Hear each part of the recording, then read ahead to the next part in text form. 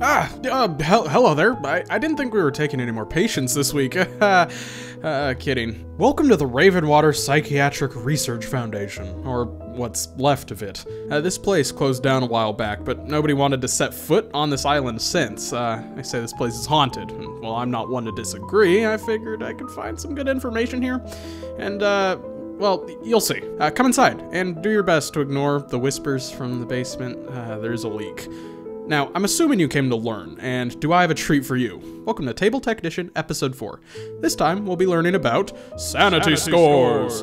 This episode is sponsored by the Deck of Many. Located in the back of the 5th edition Dungeon Master's Guide, tucked into the optional rules section is where you'll find this little tidbit.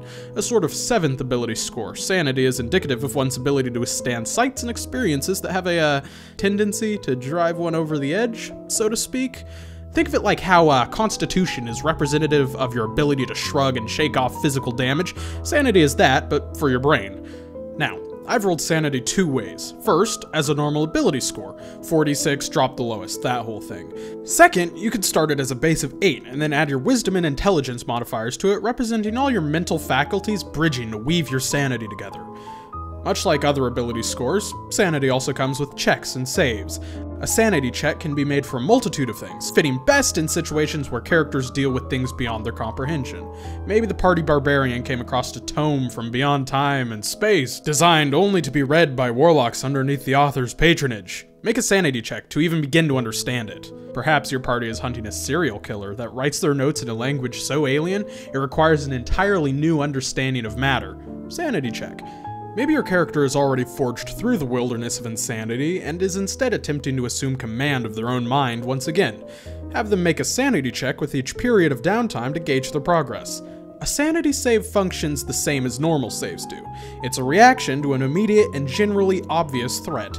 Your character just watched a group of cultists bring forth a writhing mass of flesh and viscera through from an alternate dimension, its very being an offense to all natural law?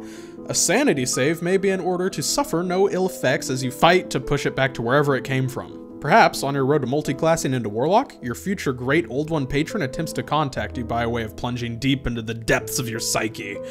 Sanity save, to see if you can discern its meaning and withstand the force of its pure alien terror.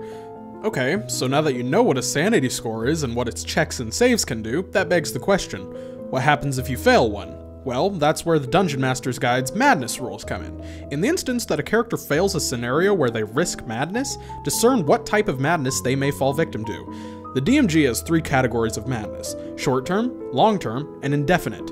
Short-term madness lasts for 1d10 minutes. This one fits for dealing with cursed or eldritch items of a certain scale. Long-term madness lasts for 1d10 times 10 hours. This fits situations such as the last example, but on a much more mentally disastrous scale. Think bigger. Indefinite madness is where you think the biggest. This madness lasts until cured and works best for situations like making direct contact with Grizzordicott, Frog of 1,000 Ponds.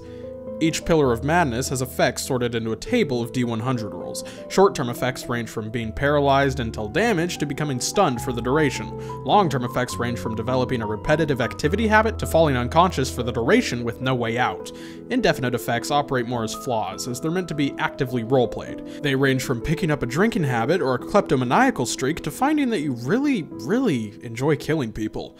But how do you find your way out of madness once you're truly in the shit? While calm emotions can suppress the effects, lesser restoration can rid short or long-term madness. Indefinite madness can only be cured with greater restoration. Good luck.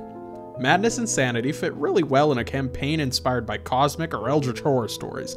That isn't to say they don't fit in other settings as well. Maybe you're running a high fantasy campaign and one of your players just got access to a sword from beyond dimension.